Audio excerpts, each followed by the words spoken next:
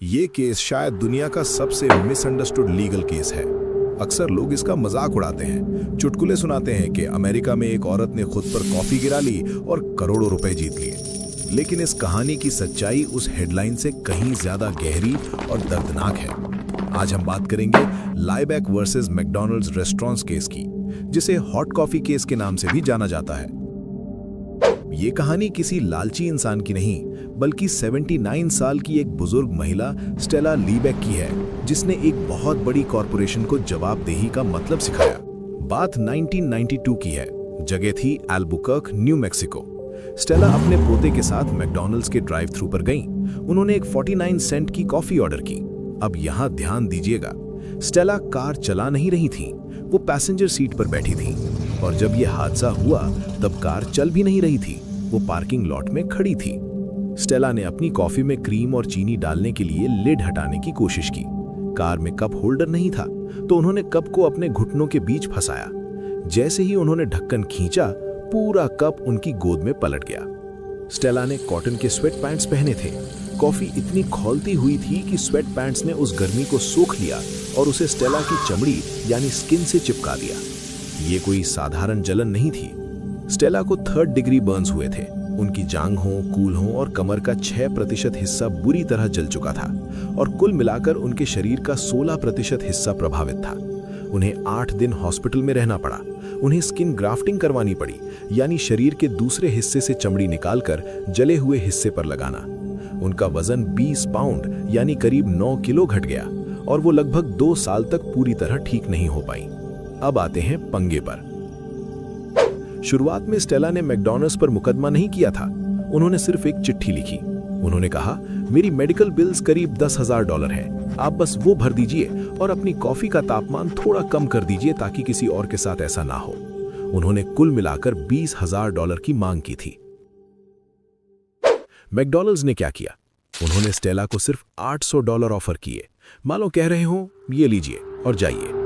बस यहीं से बात कोर्ट तक पहुंच गई। कोर्ट में जब बात खुली तो चौंकाने वाले सच सामने आए।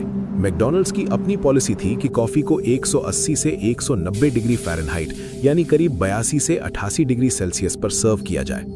इसे समझने के लिए एक आसान सा एनालॉजी लेते हैं। मान लीजिए आप अपने घर में गीजर ऑन करते हैं। आमतौर पर घर का पानी 120 से 130 डिग्री फ़ारेनहाइट यानी करीब 50 से 55 डिग्री सेल्सियस पर होता है। लेकिन मैकडॉनल्ड्स की कॉफी उस तापमान से भी 60 से 70 डिग्री फ़ारेनहाइट ज्यादा गर्म थी। अगर वो लिक्विड आपकी स्किन पर गिरता है तो सिर्फ 2 से 3 सेकंड में वो आपकी चमड़ी को जलाकर मांस तक पहुंचा सकता है। ये सिर्फ गर्म नहीं था, ये खतरनाक था। ट्रायल के दौरान पता चला कि मैकडॉनल्ड्स को ये बात पता थी।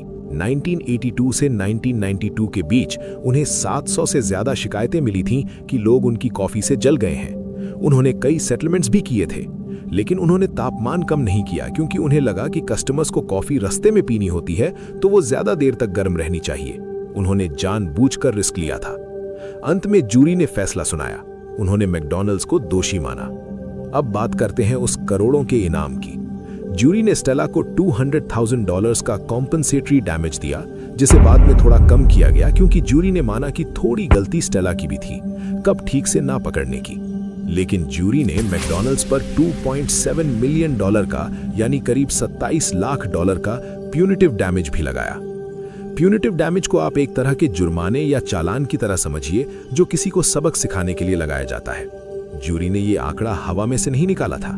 ये मैकडॉनल्ड्स की सिर्फ 2 दिन की कॉफी सेल्स के बराबर था। जूरी का मैसेज साफ था, अगर आप लोगों की सुरक्षा के साथ खिलवाड़ करेंगे तो हम आपको वहां चोट पहुंचाएंगे जहां आपको सबसे ज्यादा दर्द होता है, आपकी जेब पर। बाद में जज ने इस रकम को घटाकर करीब $4,80,000 कर दिया था और अंत में दोनों पार्टियों ने कोर्ट के बाहर एक गुप्त रकम पर समझौता कर लिया। लेकिन मीडिया ने सिर्फ करोड़ों वाली हेडलाइन चलाई और स्टेला को लालची बता दिया। ये केस हमें सोचने पर मजबूर करता है। अक्सर जब हम किसी बड़ी कंपनी के खिलाफ कंज्यूमर कोर्ट की बात सुनते हैं तो हमें लगता है कि लोग सिस्टम का फायदा उठा रहे हैं, लेकिन कई बार ये सिस्टम ही है जो आम आदमी को एक बड़ी ताकत के सामने खड़े होने का मौका देता है। भारत के संदर्भ में सोचिए, यहाँ भी हम रोज देखते हैं कि कंपनियां मुनाफे के लिए सेफ्टी नॉर्म्स को नजरअंदाज करती हैं, चाहे वो मिलावटी खाना हो या असुरक्षित कंस्ट्रक्शन। हम अक्सर चलता है बोलकर आगे बढ़ जाते हैं, आज का सवाल ये है कि अब भारत में हमारे कंज्यूमर लॉज इतने मजबूत हैं कि एक बड़ी मल्टीनेशनल कंपनी को सिर्फ 2 दिन की कमाई जितनी चोट पहुंचा सकें ताकि वो आपकी सुरक्षा को गंभीरता से ले, या फिर हम $800 के ऑफर पर चुप हो जाना बेहतर समझते हैं। कमेंट्स में अपनी राय जरूर बताइएगा। अगर आपको ये लीगल इनसाइट पसंद आई तो इस वीडियो को लाइक करें, दोस्तों के साथ शेयर करें ताकि वो भी असली कहानी जान सकें, और केस बाय केस को सब्सक्राइब करना ना भूलें। मिलते हैं अगले केस के साथ।